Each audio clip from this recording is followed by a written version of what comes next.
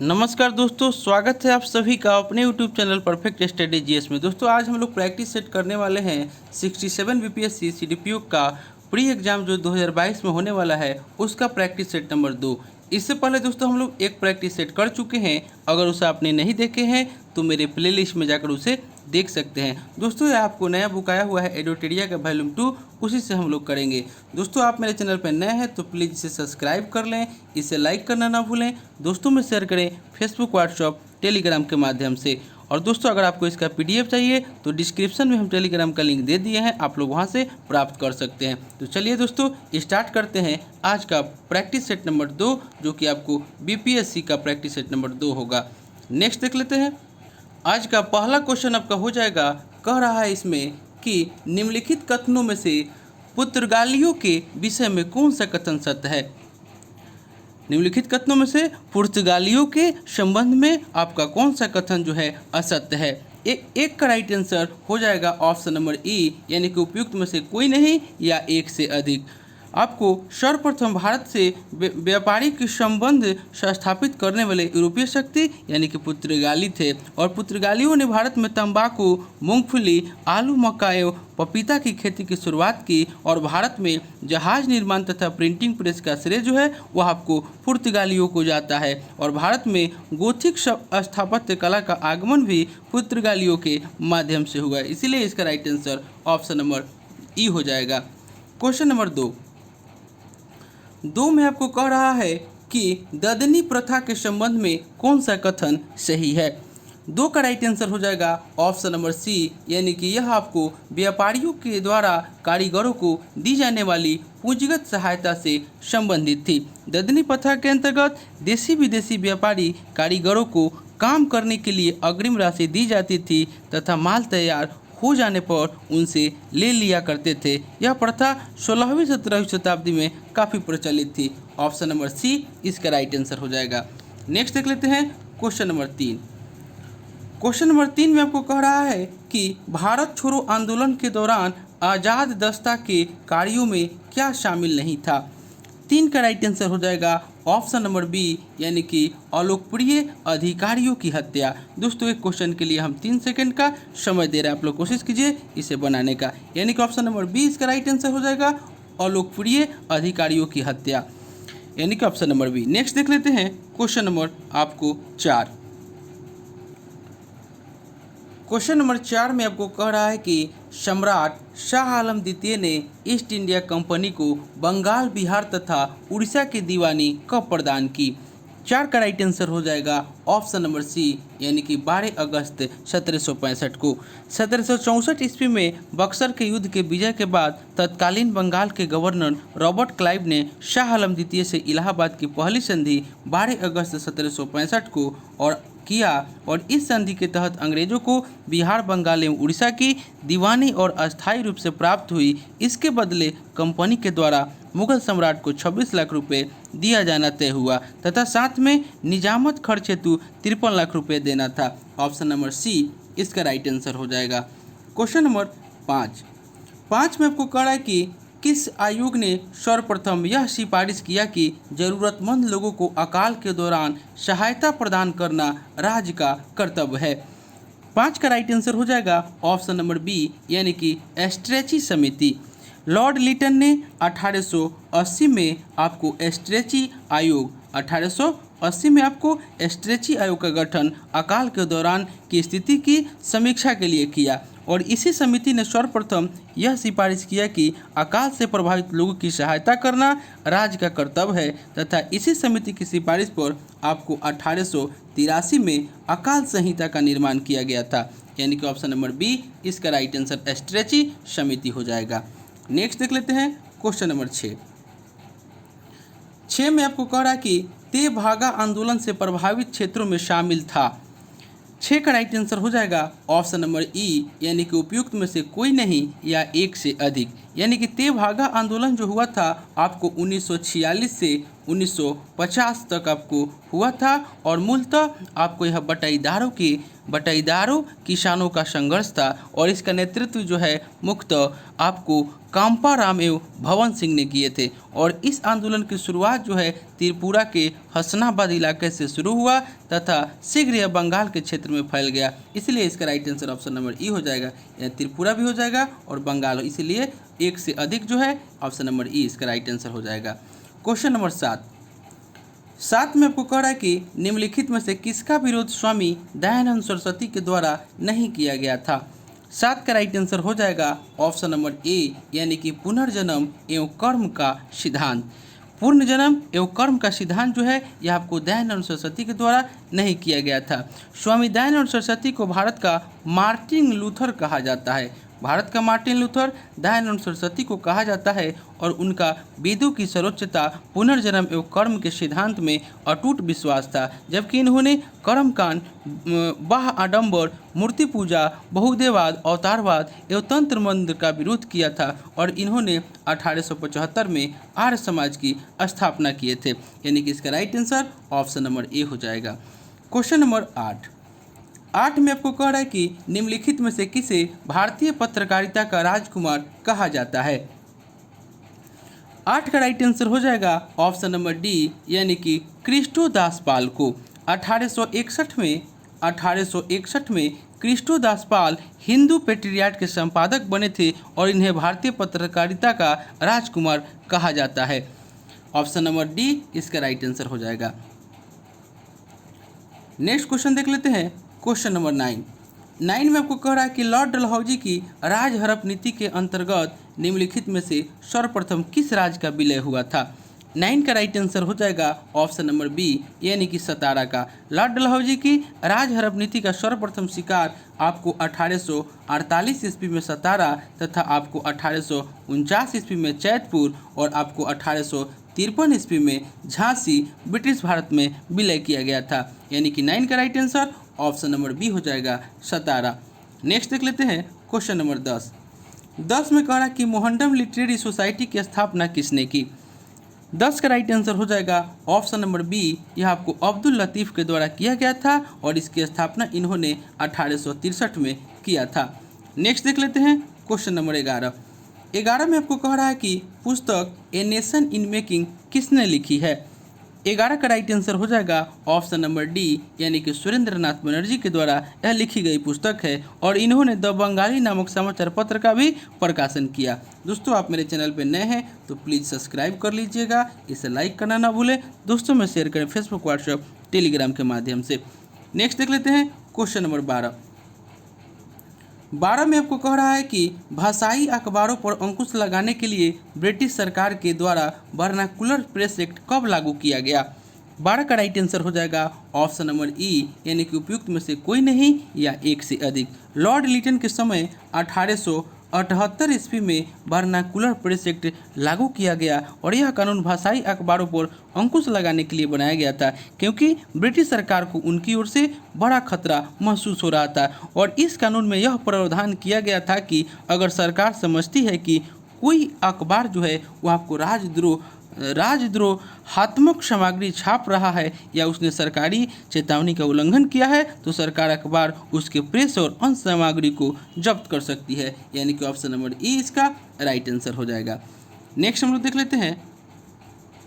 Question number आपको 13 में कह रहा है कि किस वर्ष बिहार में प्रथम रेल मार्ग का निर्माण किया गया था। 13 का राइट आंसर हो जाएगा ऑप्शन नंबर सी, यानी कि 1860 से 62 में। बिहार में प्रथम रेल मार्ग का निर्माण 1860-62 में हुआ था और इंडियन रेलवे कंपनी ने हावड़ा से मुगल सराय को जोड़ने के क्रम में गंगा किनारे मुख्य लाइन को बिछाया था और बिहार में यह लाइन साहेबगंज, भागलपुर, मुंगेर, पटना, आरा होकर बनाई गई थी, यानी कि ऑप्शन नंबर सी इसका राइट आंसर हो जाएगा। क्वेश्चन नंबर 14 में कह रहा है कि मुजफ्फरपुर बम कांड 1908 में किन किन क्रांतिकारियों को फांसी दी गई थी। 14 का राइट आंसर हो जाएगा ऑप्शन नंबर बी यानी कि खुदीराम बोस। मुजफ्फरपुर में किंग्सफोर्ड की हत्या के प्रयास में किंग्सफोर्ड की बग्घी पर खुदीराम बोस ने प्रफुल्ल चौकी ने बम फेंका, जिसमें मिस्टर केनेडी की पत्नी पुत्री मारी गई और वैनी रेलवे स्टेशन पर प्रफुल्ल चौकी और खुदीराम बोस घिर गए, जहां प्रफुल्ल चौकी ने खुद को गोली मार ली एवं खुदीराम बोस गिरफ्तार हो गए और 11 अगस्त 1908 को उन्हें फांसी दे दी गई। नेक्स्ट देख लेते हैं क्वेश्चन नंबर 15। कह रहा है कि किस वर्ष ब्रिटिश सरकार के द्वारा साम्यवादी पार्टी पर प्रतिबंध लगा दिया गया था। 15 का राइट आंसर हो जाएगा ऑप्शन नंबर बी यानी कि 15 का राइट आंसर हो जाएगा ऑप्शन नंबर सी 1934 ईस्वी में। भारत में 1920 के बाद साम्यवादियों का प्रभाव बढ़ने लगा था और पेशावर षड्यंत्र यानी कि 1922-23, कानपुर षड्यंत्र 1924, मेरठ षड्यंत्र 1929 से 33 आदि से सतर्क होकर ब्रिटिश सरकार के द्वारा जुलाई 1934 में भारतीय साम्यवादी दल पर प्रतिबंध लगाकर उसे अवैध घोषित कर दिया गया था, यानी कि ऑप्शन नंबर सी इसका राइट आंसर हो जाएगा। Question number 16। कह कि निम्नलिखित में से कौन सा कार्यक्रम असहयोग आंदोलन के रचनात्मक कार्यों में शामिल नहीं था। 16 का राइट आंसर हो जाएगा ऑप्शन नंबर ई यानी कि उपयुक्त में से कोई नहीं या एक से अधिक, यानी कि 1 अगस्त 1920 को शुरू हुए असहयोग आंदोलन के रचनात्मक कार्यों में उपरोक्त सभी कार्यक्रम जो थे वह शामिल थे, यानी कि राष्ट्रीय विद्यालयों और पंचायती अदालतों की स्थापना, अस्पृश्यता को दूर करना, चरखा और खादी को लोकप्रिय बनाना, हिंदू मुस्लिम एकता को मजबूत करना, इसलिए ऑप्शन इसका ई राइट आंसर हो जाएगा, यानी कि एक से अधिक। Question number 17। कह रहा है कि किस आंदोलन से पूर्व गांधी जी ने कहा था मैं रोटी मांगी थी बदले में मुझे पत्थर मिला। 17 का राइट आंसर हो जाएगा ऑप्शन नंबर सी यानी कि सविनय अवज्ञा आंदोलन। उपरोक्त कथन गांधी जी ने 11 सूत्री मांग को वायसराय इरविन द्वारा नजरअंदाज किए जाने पर सविनय अवज्ञा आंदोलन के पूर्व दिया गया था। नेक्स्ट देख लेते हैं क्वेश्चन नंबर 18। 18 में आपको कह रहा है कि जिया तरंग आंदोलन का प्रारंभ कहाँ हुआ था। 18 का राइट आंसर हो जाएगा ऑप्शन नंबर ए, यह आपको मणिपुर में हुआ था। भारत के पूर्वोत्तर राज्य मणिपुर में सविनय अवज्ञा आंदोलन के दौरान यदुनाग के नेतृत्व में जिया तरंग आंदोलन शुरू हुआ था।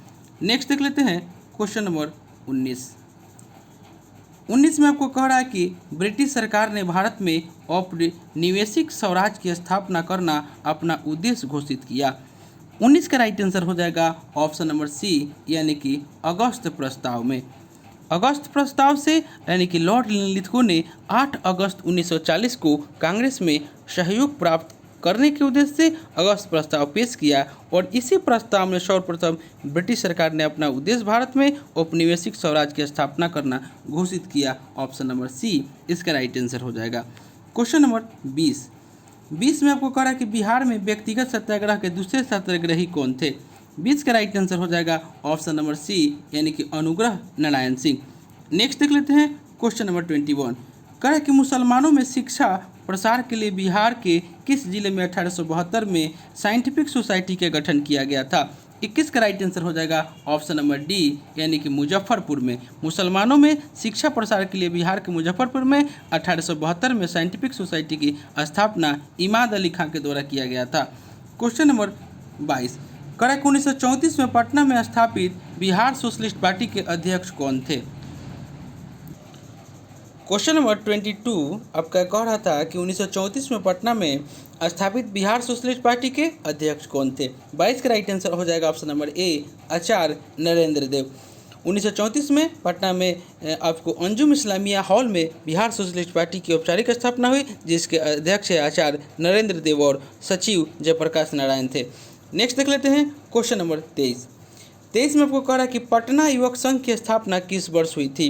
23 का राइट आंसर हो जाएगा ऑप्शन नंबर सी 1927 ईस्वी में। नेक्स्ट देख लेते हैं क्वेश्चन नंबर 24 में कह रहा है कि क्रांति का अमर संदेश नामक लेख किनके द्वारा लिखा गया था।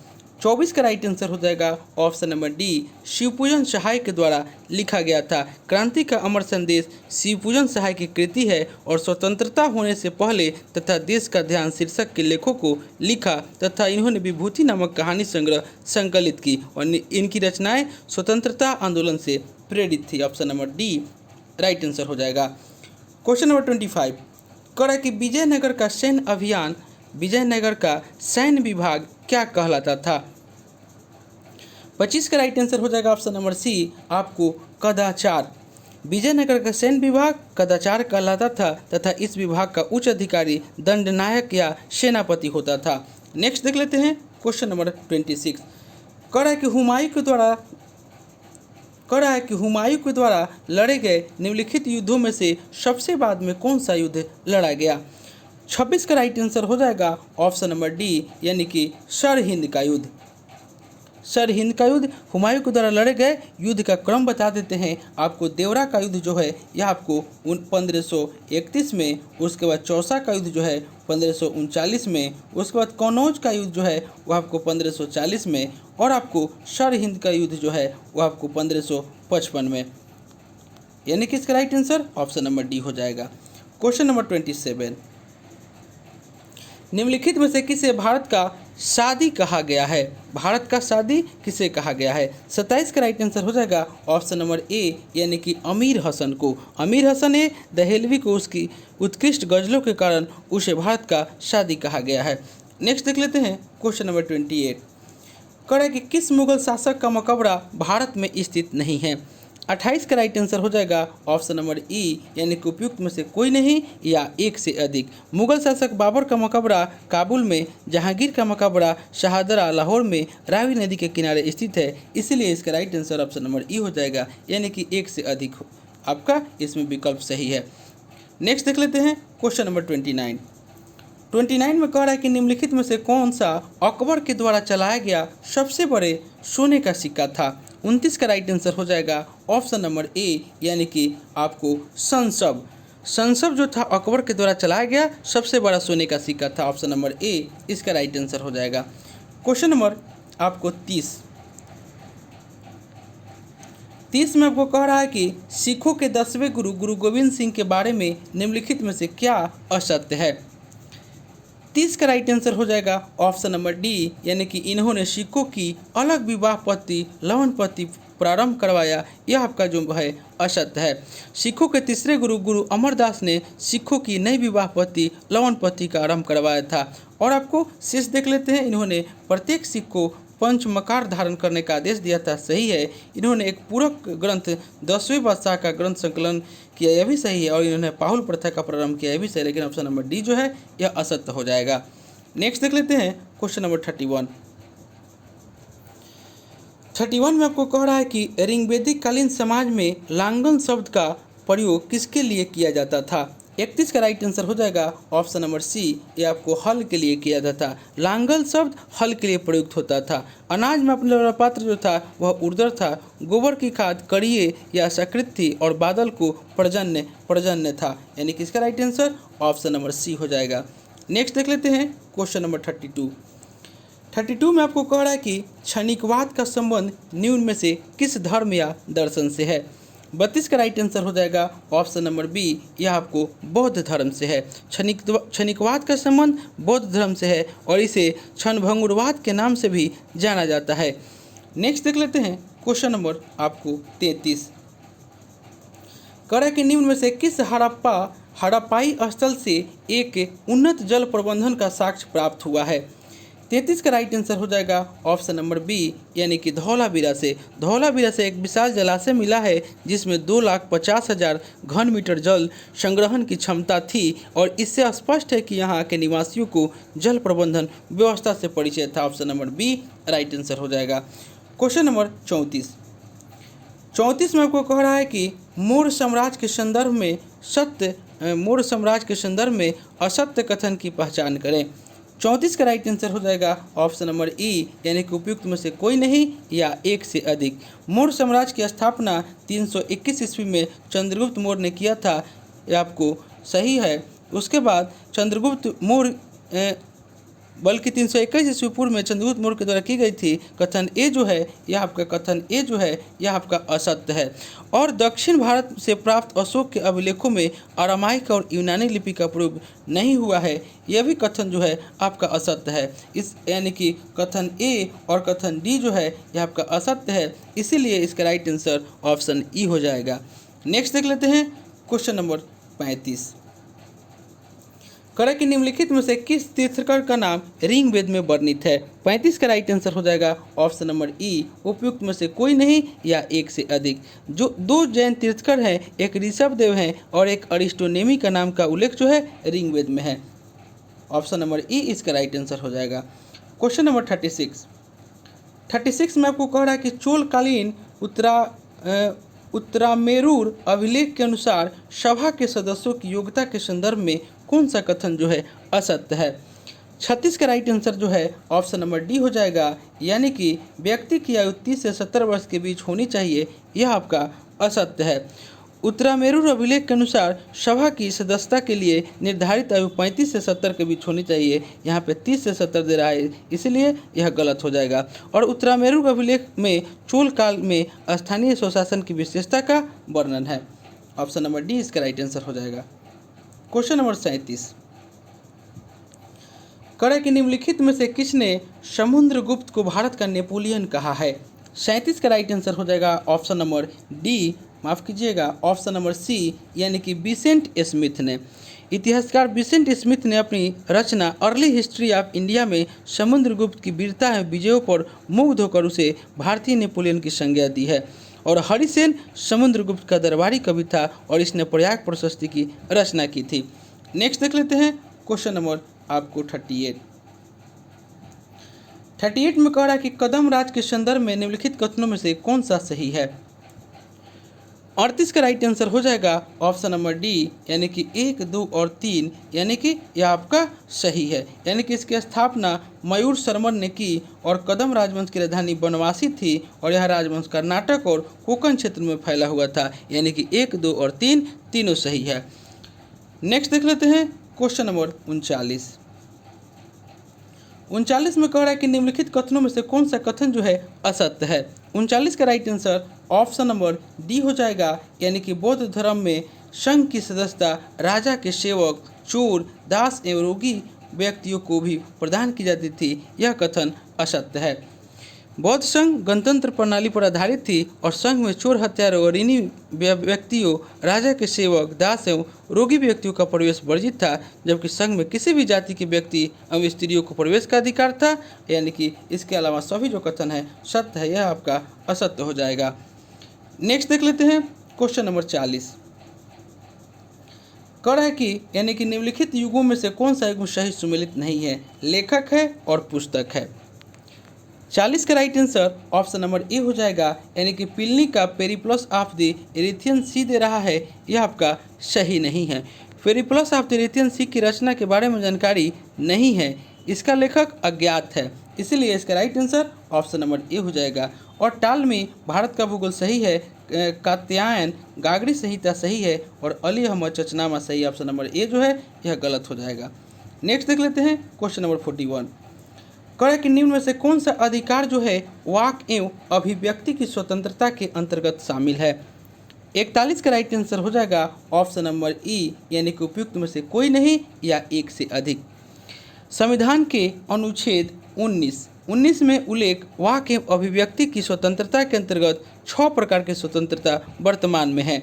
आपको निवास की स्वतंत्रता, आपको भाषण की स्वतंत्रता, सम्मेलन करने की स्वतंत्रता, संगठन की स्वतंत्रता, भ्रमण करने की स्वतंत्रता और व्यवसाय की स्वतंत्रता, इसलिए इसका राइट आंसर ऑप्शन नंबर ई हो जाएगा, क्योंकि एक से अधिक इसमें सही है। क्वेश्चन नंबर 42 में आपको कह रहा है कि वरीयता अनुक्रम में भारत के मुख्य निर्वाचन आयुक्त का पद निम्नलिखित में से किसके समतुल्य होता है। 42 का राइट आंसर हो जाएगा ऑप्शन नंबर डी, यानी कि संघ लोक सेवा आयोग के अध्यक्ष के समतुल्य होता है। नेक्स्ट देख लेते हैं क्वेश्चन नंबर 43 में आपको कह रहा है कि राज्यों के लिए राजभाषा का निर्धारण कौन करता है। 43 का राइट आंसर हो जाएगा ऑप्शन नंबर सी, यानी कि संबंधित राज्य का विधानमंडल। राज्यों की राजभाषा का प्रावधान अनुच्छेद 345 में दिया गया है और अनुच्छेद 345 राज्यों को अपनी प्रादेशिक राजभाषा स्वयं चुनने का अधिकार देता है। ऑप्शन नंबर सी इसका राइट आंसर हो जाएगा। नेक्स्ट हम लोग देखते हैं क्वेश्चन नंबर 44 में आपको कह रहा है कि अवसर की समानता का उल्लेख भारतीय संविधान के निम्नलिखित उपबंध में से किसमें किया गया है। 44 का राइट आंसर हो जाएगा ऑप्शन नंबर डी, यानी कि मूल अधिकार एवं प्रस्तावना में। और संविधान के मूल अधिकार के अंतर्गत अनुच्छेद 16 में अवसर की समानता का उल्लेख है। ऑप्शन नंबर डी इसका राइट आंसर हो जाएगा। क्वेश्चन नंबर 45 में कह रहा है कि निम्नलिखित में से किस में भारतीय संविधान के अंतर्गत समान नागरिक संहिता का उपबंध शामिल है। 45 का राइट आंसर हो जाएगा ऑप्शन नंबर ई, यानी कि उपयुक्त में से कोई नहीं या एक से अधिक। यानी कि भारतीय संविधान के भाग 4 में अनुच्छेद 36 से 51 तक नीति निर्देशक तत्वों का वर्णन किया गया है और इसी के अंतर्गत अनुच्छेद 44 में नागरिकों के लिए एक समान नागरिक संहिता लागू करने का बात की गई है। ऑप्शन नंबर ई इसका राइट आंसर हो जाएगा, यानी कि एक से अधिक सही है। क्वेश्चन नंबर 46 करें कि निम्नलिखित में से किस राज्य में विधान परिषद विद्यमान नहीं है। 46 का राइट आंसर ऑप्शन नंबर ई हो जाएगा, यानी कि उपयुक्त में से कोई नहीं या एक से अधिक। वर्तमान में 6 राज्यों में उत्तर प्रदेश, महाराष्ट्र, बिहार, कर्नाटक, आंध्र प्रदेश और तेलंगाना में विधान परिषद मौजूद है, इसलिए इसका राइट आंसर ऑप्शन नंबर ई हो जाएगा। क्वेश्चन नंबर 47 कह रहा है कि निम्नलिखित में से कौन से भारत के राष्ट्रपति के चुनाव के लिए निर्धारित निर्वाचक मंडल का हिस्सा है लेकिन उसके महाभियोग के लिए मंच का हिस्सा नहीं है। 47 का राइट आंसर हो जाएगा ऑप्शन नंबर डी, यानी कि राज्य का विधानसभा। दोस्तों, आप मेरे चैनल पर नए हैं तो प्लीज़ इसे सब्सक्राइब कर लीजिएगा। क्वेश्चन नंबर 48 कह रहा है कि निम्नलिखित में से किस निकाय का भारतीय संविधान में उल्लेख नहीं है। 48 का राइट आंसर हो जाएगा ऑप्शन नंबर डी, यानी कि क्षेत्रीय परिषद का। क्षेत्रीय परिषद संवैधानिक निकाय नहीं है, ये वैधानिक निकाय है। ऑप्शन नंबर डी इसका राइट आंसर हो जाएगा। क्वेश्चन नंबर 49 में कह रहा है कि निम्न में से किस अनुच्छेद में यह उपबंध है कि राज्य के नीति निर्देशक तत्व न्यायालय के द्वारा लागू नहीं किया जा सकता। 49 का राइट आंसर हो जाएगा ऑप्शन नंबर सी, माफ़ कीजिएगा ऑप्शन नंबर ए, यानी कि अनुच्छेद 37। संविधान के भाग 4 में अनुच्छेद 36 से 51 के बीच राज्य के नीति निर्देशक तत्वों का उल्लेख है और अनुच्छेद 37 में यह बताया गया है कि डीपीएसपी को न्यायालय के द्वारा लागू नहीं किया जा सकता है, यानी कि ऑप्शन नंबर ए इसका राइट आंसर हो जाएगा। क्वेश्चन नंबर 50 करा कि संविधान के किस संशोधन के माध्यम से केंद्र एवं किसी राज्य के मंत्रिपरिषद के आकार को क्रमशः लोकसभा के सदस्यों की कुल संख्या एवं उस राज्य के विधानसभा के सदस्यों की संख्या का 15% सीमित कर दी गई है। 50 का राइट आंसर हो जाएगा ऑप्शन नंबर ई, उपयुक्त में से कोई नहीं या एक से अधिक।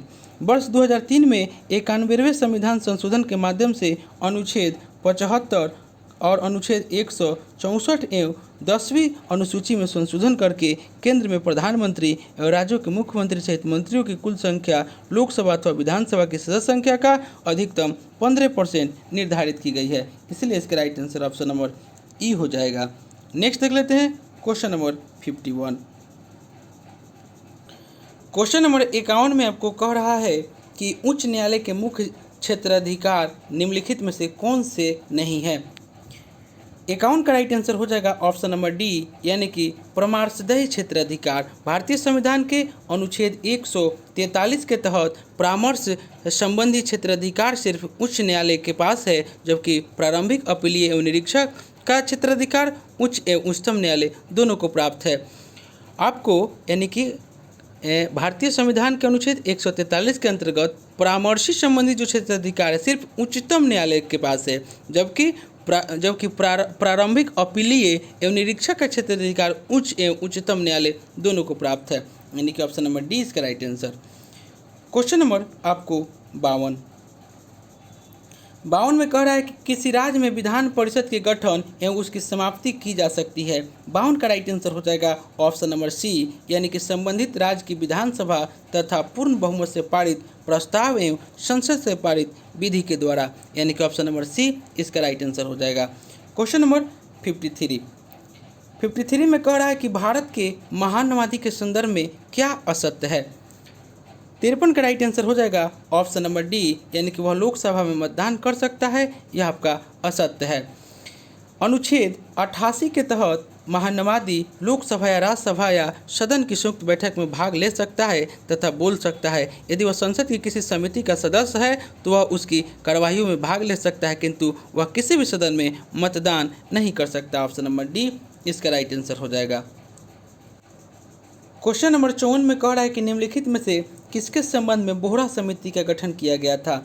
54 का राइट आंसर हो जाएगा ऑप्शन नंबर डी, यानी कि राजनेताओं एवं अपराधियों के बीच संबंधों की जांच हेतु। नेक्स्ट देख लेते हैं क्वेश्चन नंबर 55 में कह रहा है कि भारत में वित्तीय आपातकाल की घोषणा अब तक कितनी बार हुई है। 55 का राइट आंसर हो जाएगा ऑप्शन नंबर ई, यानी कि उपयुक्त में से कोई नहीं या एक से अधिक। वित्तीय आपात संविधान के अनुच्छेद 360 के तहत वर्णित है, जो कि अब तक देश में एक बार भी नहीं लगा है, जबकि अनुच्छेद 352 के तहत राष्ट्रीय आपातकाल अब तक देश में 3 बार 1962, 71 और 1975 में लगाया गया था। इसलिए इसका राइट आंसर ऑप्शन नंबर ई हो जाएगा, यानी कि उपयुक्त में से कोई नहीं एक से अधिक। भारत में वित्तीय आपातकाल की घोषणा अब तक कितनी बार हुई है, ऑप्शन नंबर ई। नेक्स्ट देख लेते हैं क्वेश्चन नंबर 56। करा कि निम्न में से कौन सा मरुस्थल अफ्रीका महादेश से संबंधित नहीं है। 56 का राइट आंसर हो जाएगा ऑप्शन नंबर डी, यानी कि मोजावे। मोजावे जो है वह आपका अफ्रीका महादेश से संबंधित नहीं है। आपको सहारा, कालाहारी, बायूदा मरुस्थल अफ्रीका महादेश में है। नेक्स्ट देख लेते हैं क्वेश्चन नंबर 57। करा कि निम्नलिखित देशों में से दक्षिण अमेरिका का स्थल अवरुद्ध देश कौन सा है। 57 का राइट आंसर हो जाएगा ऑप्शन नंबर ई, यानी कि उपयुक्त में से कोई नहीं एक से अधिक। बोलीविया एवं बोलीविया और पराग्वे मात्र 2 ऐसे देश हैं जो दक्षिण अमेरिका में स्थल अवरुद्ध है, जबकि कोलंबिया और उरुग्वे की सीमा महासागर से लगती है, यानी कि इसीलिए इसका राइट आंसर ऑप्शन ई हो जाएगा, यानी कि ए और सी दोनों। नेक्स्ट देख लेते हैं क्वेश्चन नंबर आपको 58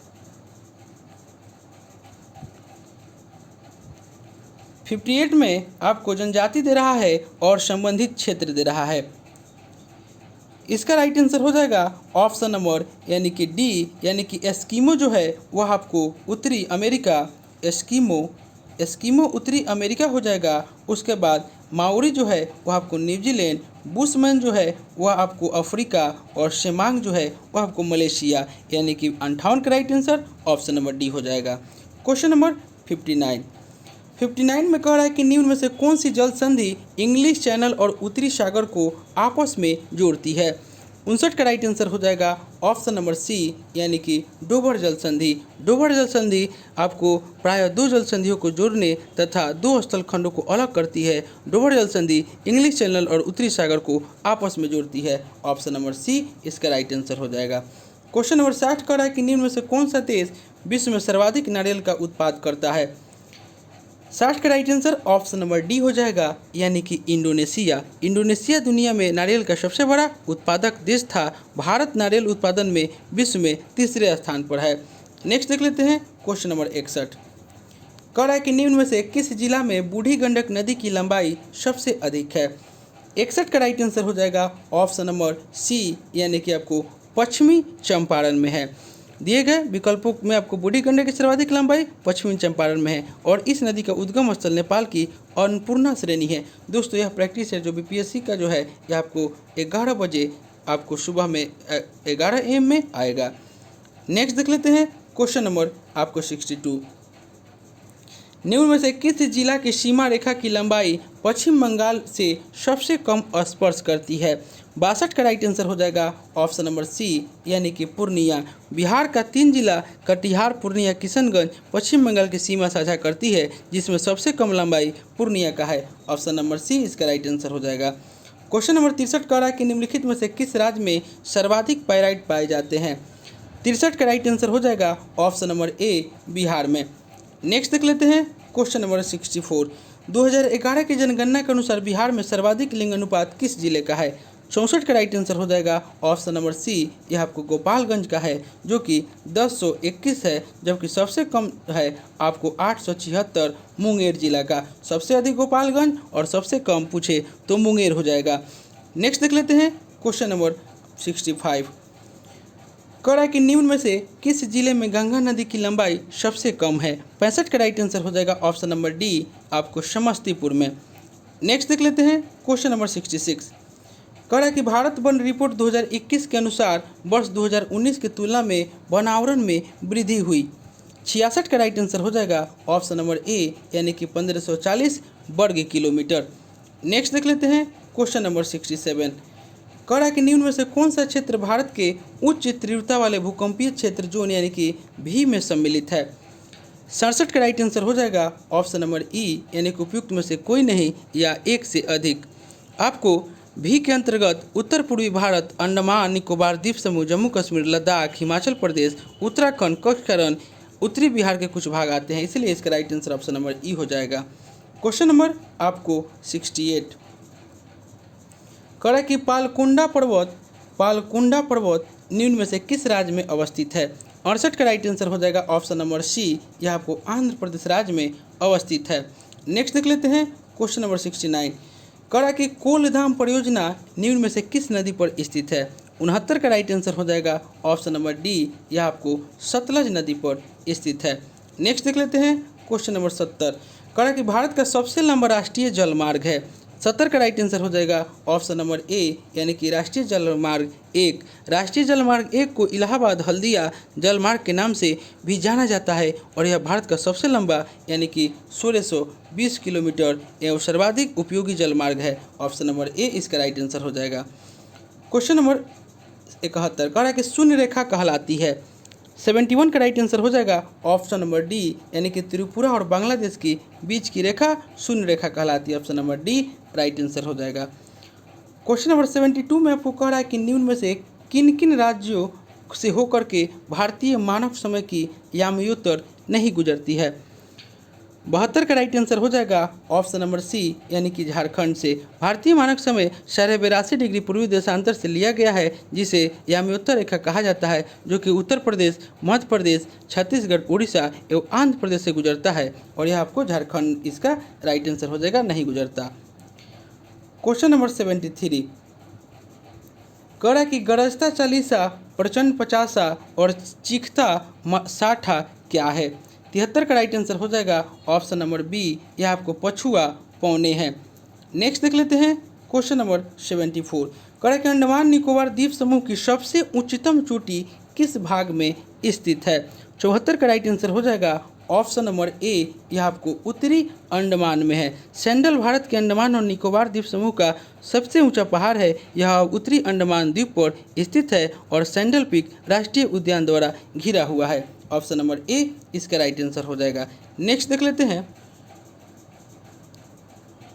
क्वेश्चन नंबर 75 आपको कह रहा है कि अंजुना द्वीप स्थित है। 75 का राइट आंसर हो जाएगा ऑप्शन नंबर सी, यह आपके गोवा के तट पर स्थित है। अंजुना द्वीप गोवा के पश्चिमी तट पर स्थित एक महत्वपूर्ण द्वीप है, जो कि प्रसिद्ध और सुंदर बीच के लिए जाना जाता है। क्वेश्चन नंबर 76 कह रहा है कि अल्प विकसित अर्थव्यवस्था की विशेषता निम्नलिखित में से कौन सी है। 76 का राइट आंसर हो जाएगा ऑप्शन नंबर सी, यानी कि 1 और 4, यानी कि प्रति व्यक्ति निम्न आय और प्राथमिक क्षेत्र में अधिक कार्यबल, यानी कि ऑप्शन नंबर सी इसका राइट आंसर हो जाएगा। क्वेश्चन नंबर 77 कह रहा है कि भारतीय जनजातीय सहकारी विपणन विभाग परिसंघ का गठन कब किया गया। 77 का राइट आंसर हो जाएगा ऑप्शन नंबर ए, आपको 1987 ईस्वी में किया गया। नेक्स्ट देख लेते हैं क्वेश्चन नंबर 78 कह रहा है कि भारत के औद्योगिक उत्पादन सूचकांक में निम्नलिखित में से कौन सी गतिविधि शामिल नहीं है। 78 का राइट आंसर हो जाएगा ऑप्शन नंबर ए, यानी कि निर्माण जो है ये आपको शामिल नहीं है। नेक्स्ट देख लेते हैं क्वेश्चन नंबर 79 कह रहा है कि भारतीय मुद्रा के प्रतीक चिन्ह को कब अपनाया गया। 79 का राइट आंसर हो जाएगा ऑप्शन नंबर सी, यानी कि 2010 ईस्वी को। 15 जुलाई 2010 को तत्कालीन वित्त मंत्री प्रणब मुखर्जी ने IIT गुवाहाटी के एसोसिएट प्रोफेसर उदय कुमार के द्वारा डिजाइन किया गया प्रतीक को अपनाने की घोषणा की। नेक्स्ट देख लेते हैं क्वेश्चन नंबर 80 कह रहा कि बजट एक लेख पत्र होता है। 80 का राइट आंसर हो जाएगा ऑप्शन नंबर बी, यानी कि सरकार की राजकोषीय नीति का। नेक्स्ट देख लेते हैं क्वेश्चन नंबर 81 में कह रहा है कि भारतीय औद्योगिक वित्त निगम यानी कि IFCI के द्वारा ऋण उपलब्ध करवाता है। 81 का राइट आंसर हो जाएगा ऑप्शन नंबर ई, यानी कि उपयुक्त में से कोई नहीं या एक से अधिक। भारतीय औद्योगिक वित्त निगम की स्थापना 1 जुलाई 1948 को हुई थी और IFCI का उद्देश्य निजी और सरकारी क्षेत्रों के उद्योगों को दीर्घकालीन और मध्यकालीन ऋण उपलब्ध करवाना है। ऑप्शन नंबर ई इसका राइट आंसर हो जाएगा। क्वेश्चन नंबर 82 में आपको कह रहा है कि नवीनतम आंकड़ों के अनुसार विश्व की कितनी प्रतिशत जनसंख्या नगरों में निवास करती है। 82 का राइट आंसर हो जाएगा ऑप्शन नंबर सी, यानी कि 55.3%। नेक्स्ट देख लेते हैं क्वेश्चन नंबर 83 में कह रहा है कि चालू खाता यानी कि CAD क्या होता है। 83 का राइट आंसर हो जाएगा ऑप्शन नंबर ए, देश में कुल निर्यात से कुल आयात अधिक होने के कारण घाटा। ऑप्शन नंबर ए इसका राइट आंसर हो जाएगा। नेक्स्ट देख लेते हैं क्वेश्चन नंबर 84 में कह रहा है कि बिहार का वित्तीय वर्ष 2022-23 में स्थापना एवं प्रतिबद्ध व्यय का बजट अनुमान कितना है। इसका राइट आंसर हो जाएगा option number A. Question number 85 कह रहा है कि कौन सा देश अप्रैल-नवंबर 2021 में भारत के लिए शीर्ष आयात स्रोत था। 85 का right answer option number C हो जाएगा, यानी कि चीन। नेक्स्ट देख लेते हैं क्वेश्चन नंबर 86 कह रहा है कि केंद्रीय सरकार के द्वारा राज्य तथा स्थानीय निकायों को पूंजीगत परिसंपत्ति के विकास के लिए दिया गया अनुदान केंद्रीय बजट में किसके अंतर्गत वर्गीकृत किया जाता है, यानी कि 86 का right answer option number A हो जाएगा, यानी कि राजस्व व्यय। नेक्स्ट देख लेते हैं क्वेश्चन नंबर 87 में कह रहा है कि किस रंग के प्रकाश का प्रकीर्णन सबसे अधिक होता है। 87 का राइट आंसर हो जाएगा ऑप्शन नंबर डी, यानी कि बैंगनी रंग के प्रकाश का प्रकीर्णन सबसे अधिक होता है। नेक्स्ट देख लेते हैं क्वेश्चन नंबर 88 में कह रहा है कि दाब बढ़ाने पर क्वथनांक पर क्या प्रभाव पड़ता है। 88 का राइट आंसर हो जाएगा ऑप्शन नंबर ए, यानी कि यह आपको बढ़ता है। क्वेश्चन नंबर 89 कह रहा है कि शुष्क सेल में कैथोड के रूप में क्या प्रयोग किया जाता है। 89 का राइट आंसर हो जाएगा ऑप्शन नंबर ए, यानी कि कार्बन का प्रयोग किया जाता है। दोस्तों, आप मेरे चैनल पर नए हैं, सब्सक्राइब कर लीजिएगा, दोस्तों में शेयर करना ना भूलें, फेसबुक, व्हाट्सएप, टेलीग्राम के माध्यम से। क्वेश्चन नंबर ए इसका 89 का right answer option number A हो जाएगा, यानी कि कार्बन। क्वेश्चन नंबर 90 में कह रहा है कि निकट दृष्टि दोष के संबंध में क्या सत्य है। 90 का राइट आंसर हो जाएगा ऑप्शन नंबर ई, यानी कि उपयुक्त में से कोई नहीं, यह एक से अधिक।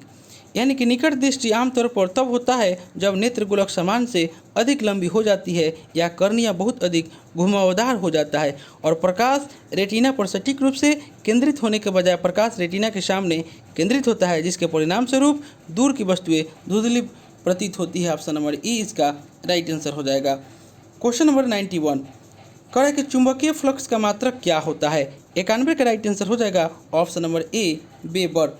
चुंबकीय फ्लक्स का मात्रक वेबर और प्रेरकत्व का मात्रक जो होता है हेनरी और प्रदीप्ति घनत्व का मात्रक लक्स होता है और ज्योति फ्लक्स का मात्रक जो होता है वह ल्यूमेन होता है। नेक्स्ट देख लेते हैं क्वेश्चन नंबर 92 कह रहा है कि 50 डिग्री सेंटीग्रेड कितने फ़ारेनहाइट के बराबर होता है। इसका राइट आंसर हो जाएगा ऑप्शन नंबर बी, यानी कि 122 degree Fahrenheit. Option number B हो जाएगा, यानी कि 122 डिग्री फ़ारेनहाइट। नेक्स्ट देख लेते हैं क्वेश्चन नंबर 93 में आपको कह रहा है कि निम्नलिखित में से कौन सा युग्म सही सुमेलित है, उत्पाद है और स्रोत है। 93 का राइट आंसर हो जाएगा ऑप्शन नंबर ए, यानी कि हींग जो जड़ दे रहा है यह आपका सही है।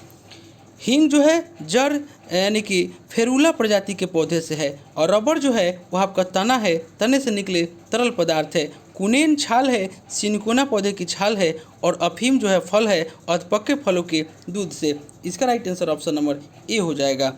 क्वेश्चन नंबर आपको 94 कह रहा है कि प्रोटीन संश्लेषण में निम्न कोशिकांगों में से किनकी भूमिका सबसे अधिक महत्वपूर्ण है। 94 का राइट आंसर हो जाएगा ऑप्शन नंबर बी, यानी कि अंतःद्रवी जालिका और राइबोसोम का। अंतःद्रवी जालिका के कुछ भागों पर राइबोसोम की कोशिकाएं लगी रहती है और यही राइबोसोम प्रोटीन संश्लेषण के लिए उपयुक्त स्थान प्रदान करता है। अतः कोशिका में प्रोटीन संश्लेषण में दोनों की भूमिका सर्वाधिक होती है। ऑप्शन नंबर बी इसका राइट आंसर हो जाएगा। क्वेश्चन नंबर 95 कह रहा है कि किस जीव में वाह कंकाल तंत्र नहीं पाया जाता है। 95 का राइट आंसर हो जाएगा ऑप्शन नंबर ए, यानी कि उभयचर में। क्वेश्चन नंबर 96 में कह रहा है कि निम्न में से कौन सा पदार्थ बारूद में सर्वाधिक मात्रा में पाया जाता है। 96 का राइट आंसर हो जाएगा ऑप्शन नंबर सी, यानी कि पोटेशियम नाइट्रेट। नेक्स्ट देख लेते हैं क्वेश्चन नंबर 97 कह रहा है कि पोलियो का वायरस शरीर में प्रवेश करता है। 97 का राइट आंसर हो जाएगा ऑप्शन नंबर बी यानी कि दूषित भोजन तथा जल से। पोलियो एक संक्रामक रोग है जो कि पोलियो मेलाइटिस विषाणु के द्वारा होता है और वायरस का संचरण दूषित भोजन तथा जल के द्वारा होता है तथा इससे प्रभावित अंग तंत्रिका तंत्र है। नेक्स्ट देख लेते हैं क्वेश्चन नंबर 98। कह कि हवाई अड्डों पर विमान चालकों को संकेत देने के लिए किस गैस का प्रयोग किया जाता है। 98 का राइट आंसर हो जाएगा ऑप्शन नंबर सी यानी कि नियोन गैस का प्रयोग किया जाता है। नेक्स्ट देख लेते हैं क्वेश्चन नंबर 99 में कह रहा है कि किस रासायनिक पदार्थ का नाम ऑयल ऑफ विड्रॉल है। Oil of withdrawal.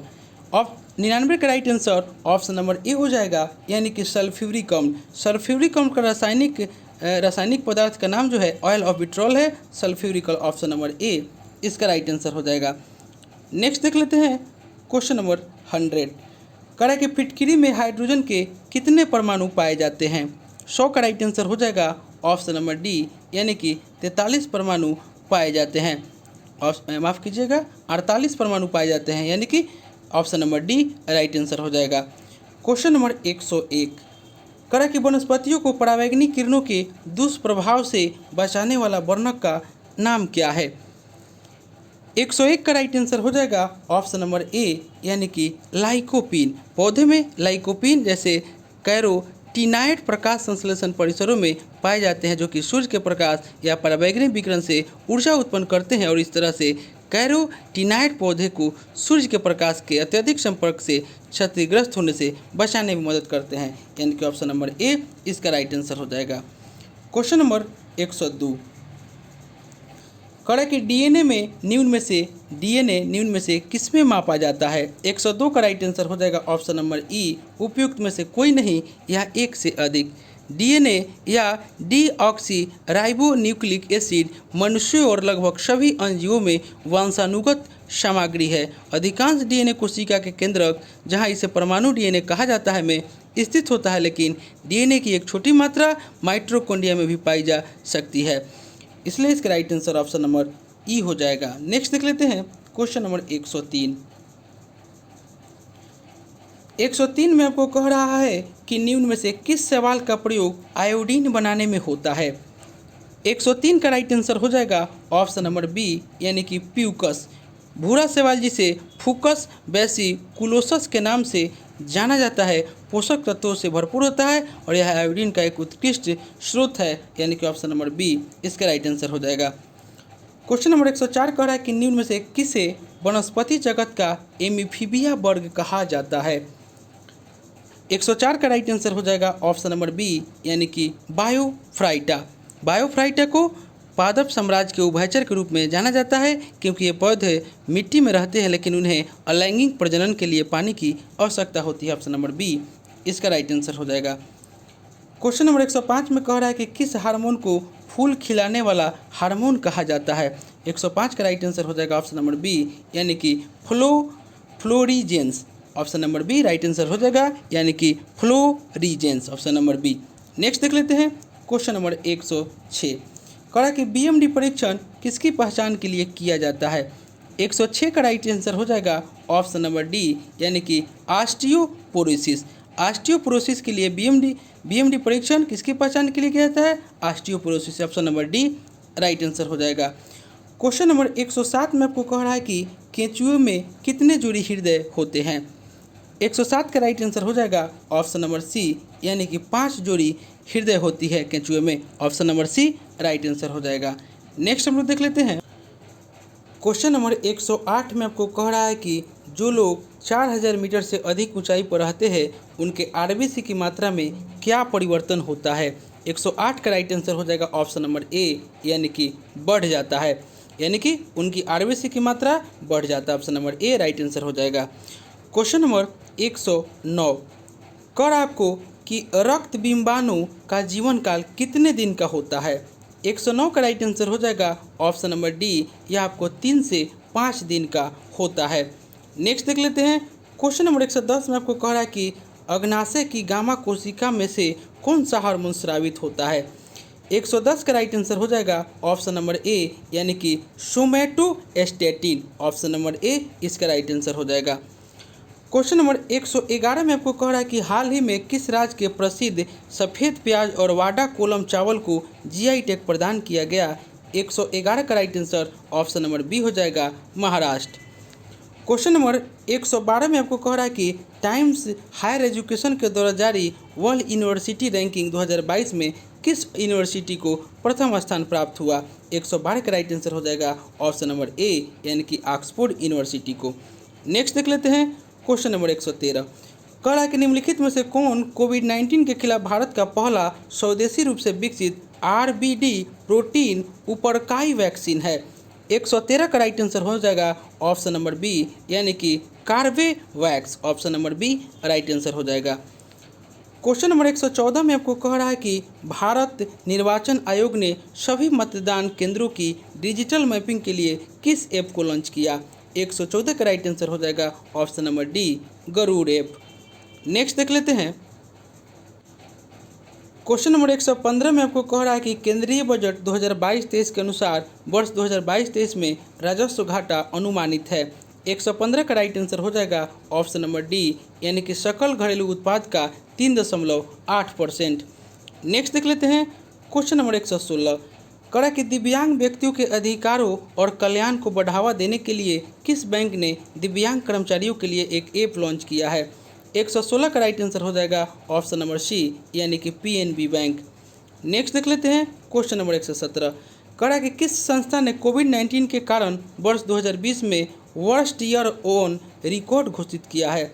117 का राइट आंसर हो जाएगा ऑप्शन नंबर बी, यानी कि विश्व पर्यटन संगठन। नेक्स्ट देख लेते हैं क्वेश्चन नंबर 118। कहा कि हाल ही में किस भारतीय मूल के व्यक्ति को नासा के द्वारा कार्यकारी प्रमुख बनाया गया। 118 का राइट आंसर हो जाएगा ऑप्शन नंबर डी, भव्या लाल को। नेक्स्ट देख लेते हैं क्वेश्चन नंबर 119। कहा कि किस देश के राष्ट्रपति ने देश के गेटवे टू हेल एक विशाल रेगिस्तान क्रैश क्रेटर में दर्शकों से जल रही आग को बुझाने का आदेश दिया है। 119 का राइट आंसर हो जाएगा ऑप्शन नंबर ए, यानी कि तुर्कमेनिस्तान। नेक्स्ट देख लेते हैं क्वेश्चन नंबर 120। कहा कि निम्नलिखित में से किस देश ने पहली बार अंतरिक्ष में सैन्य अभ्यास एस्टर एक्स का आयोजन किया। 120 का राइट आंसर हो जाएगा ऑप्शन नंबर सी, यानी कि फ्रांस ने। नेक्स्ट देख लेते हैं क्वेश्चन नंबर 121।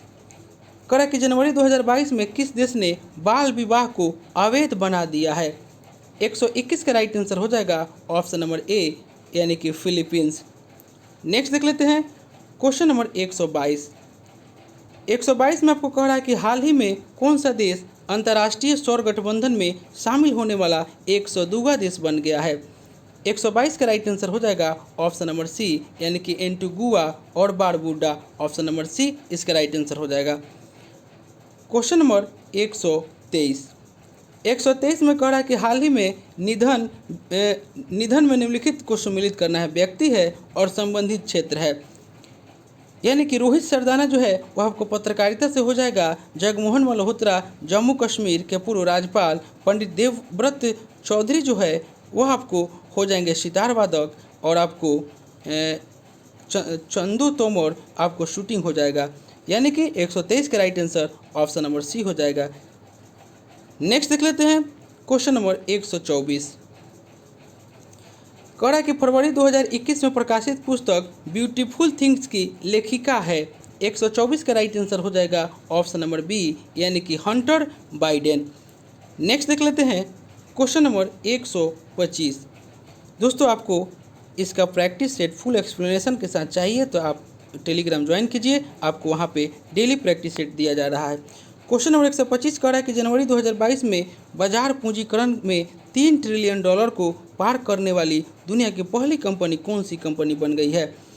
125 का राइट आंसर हो जाएगा option number A, Apple. Question number 126 में कह रहा है कि अंतर्राष्ट्रीय ऊर्जा एजेंसी के द्वारा जारी इंडिया एनर्जी आउटलुक 2021 की रिपोर्ट के अनुसार किस वर्ष तक भारत चीन एवं अमेरिका के बाद दुनिया का तीसरा सबसे बड़ा ऊर्जा उपभोक्ता बन जाएगा। 126 का राइट आंसर हो जाएगा ऑप्शन नंबर डी, यानी कि वर्ष 2030 तक। क्वेश्चन नंबर 127 कह रहा है कि निम्नलिखित में से किसे तंजानिया की पहली महिला राष्ट्रपति के रूप में चुना गया है। 127 का राइट आंसर हो जाएगा ऑप्शन नंबर सी, यानी कि शामिया सुलूह हसन को। Option number C right answer हो जाएगा। क्वेश्चन नंबर 128 कह रहा है कि हाल ही में वैज्ञानिकों ने किस ग्रह पर पहली बार एक्स किरणों के उत्सर्जन की खोज की है। 128 का राइट आंसर हो जाएगा ऑप्शन नंबर सी, यानी कि अरुण। अरुण हाल ही में किस ग्रह पर, तो अरुण ग्रह पर पहली बार एक्स किरणों के उत्सर्जन की खोज की है, यानी कि ऑप्शन नंबर सी इसका राइट आंसर हो जाएगा। क्वेश्चन नंबर 129 में आपको कह रहा है कि अप्रैल 2021 में FSCT समूह से संबंधित विद्रोहियों से लड़ते हुए किस अफ्रीकी देश के राष्ट्रपति हदरिस डेबी की मृत्यु हो गई। 129 का राइट आंसर हो जाएगा ऑप्शन नंबर सी, यानी कि चॉड देश के राष्ट्रपति। नेक्स्ट देख लेते हैं क्वेश्चन नंबर 130 कह रहा है कि विंबलडन टेनिस टूर्नामेंट 2021 के महिला एकल की उप विजेता कौन रही। 130 का राइट आंसर हो जाएगा ऑप्शन नंबर ए, यानी कि कैरोलिना प्लिस्कोवा। आपको यह एकल के उप विजेता रही। आपको और महिला एकल के विजेता जो थी वह आपको एश्ले बार्टी थी। नेक्स्ट देख लेते हैं क्वेश्चन नंबर 131 कह रहा कि हाल ही में किन दो देशों की वायुसेनाओं के बीच एक्स डिजर्ट नाइट 21 युद्धाभ्यास का आयोजन किया गया। 131 का राइट आंसर हो जाएगा ऑप्शन नंबर सी, यानी कि भारत और फ्रांस के बीच। क्वेश्चन नंबर 132 में आपको कह रहा है कि निम्नलिखित में से किस व्यक्ति को डॉक्टर APJ अब्दुल कलाम वैज्ञानिक पुरस्कार 2021 से सम्मानित किया गया। 132 का राइट आंसर हो जाएगा ऑप्शन नंबर सी, यानी कि अमित केसरवानी को। नेक्स्ट देख लेते हैं क्वेश्चन नंबर 133। 133 में कह रहा है कि किस मंत्रालय के द्वारा हाल ही में ग्लोबल बायो इंडिया 2021 का आयोजन किया गया। 133 का राइट आंसर हो जाएगा ऑप्शन नंबर सी, यानी कि विज्ञान एवं प्रौद्योगिकी मंत्रालय। Option number C right answer हो जाएगा। क्वेश्चन नंबर 134 कह रहा है आपको कि बजट में घोषित प्रधानमंत्री आत्मनिर्भर स्वास्थ्य भारत योजना के तहत आवंटित राशि है। 134 का right answer option number A हो जाएगा, यानी कि 64,180 करोड़ रुपए। नेक्स्ट देख लेते हैं क्वेश्चन नंबर 135 कह रहा है कि जुलाई 2021 में आयोजित कोपा अमेरिका 2021 फुटबॉल टूर्नामेंट का खिताब किस देश ने जीता। 135 का राइट आंसर हो जाएगा ऑप्शन नंबर सी, यह आपको अर्जेंटीना ने जीता। कोपा अमेरिका विजेता अर्जेंटीना, उप विजेता ब्राज़ील। नेक्स्ट देख लेते हैं क्वेश्चन नंबर 136 में आपको कह रहा है कि भारत का पहला विरासत संस्थान किस शहर में स्थापित करने की घोषणा की गई है। 136 का राइट आंसर हो जाएगा ऑप्शन नंबर ए, आपको नोएडा में की गई है। नेक्स्ट देख लेते हैं क्वेश्चन नंबर 137 कह रहा है कि बिहार में वर्तमान में कितनी लघु जल विद्युत परियोजना चल रही है। 137 का right answer option number A हो जाएगा, यानी कि 13 जो है आपको विद्युत परियोजना चल रही है बिहार में, लघु जल विद्युत परियोजना। Option number A right answer हो जाएगा। क्वेश्चन नंबर 138 में कह रहा है कि बिहार आर्थिक सर्वेक्षण 2021-22 के अनुसार 2020-21 में राज्य में 2011-12 के स्थिर मूल्य पर प्रति व्यक्ति सकल राज्य घरेलू उत्पाद कितना था। 138 का right answer option number C हो जाएगा, यानी कि आपको 34,314 रुपये। नेक्स्ट देख लेते हैं क्वेश्चन नंबर 139 कह रहा है कि वित्तीय वर्ष 2022-23 में बिहार राज्य का कुल राजस्व व्यय कितना अनुमानित है। इसका राइट आंसर हो जाएगा ऑप्शन नंबर डी। और आज का अंतिम क्वेश्चन हो जाएगा कह रहा आपको कि Dada Saheb Phalke international film festival award 2021 में किसे सर्वश्रेष्ठ अभिनेता का पुरस्कार दिया गया। 140 का right answer option number C हो जाएगा, अक्षय कुमार को। तो दोस्तों यह प्रैक्टिस सेट जो हम लेकर आए थे यह आपको 67वीं BPSC प्लस CDPO के एग्ज़ाम के लिए, यानी कि प्रैक्टिस सेट नंबर 2 लेकर आए थे। इससे पहले दोस्तों हम लोग एक प्रैक्टिस सेट कर चुके हैं, अगर उसे आपने नहीं देखे हैं तो मेरे प्लेलिस्ट में जाकर उसे देख सकते हैं। दोस्तों यह प्रैक्टिस सेट जो हम लेकर आए थे यह आपको एडोटेरिया का जो वॉल्यूम 2 बुक आया हुआ है उसी से लेकर आए हुए थे। दोस्तों आपसे एक रिक्वेस्ट है कि आप मेरे चैनल पर नए हैं इसे सब्सक्राइब कर लें, इसे लाइक करना ना भूलें, दोस्तों में शेयर करें फेसबुक, व्हाट्सअप, टेलीग्राम के माध्यम से और दोस्तों में शेयर करें। और आपको अगर इसका PDF चाहिए तो डिस्क्रिप्शन में हम टेलीग्राम का लिंक दे देंगे, आप लोग वहाँ से प्राप्त कर सकते हैं। आपको वहाँ पे मैथ का भी सॉल्यूशन मिल जाएगा, जो 10 मैथ इसमें दिया हुआ है। तो चलिए दोस्तों मिलते हैं नेक्स्ट वीडियो में, तब तक के लिए धन्यवाद।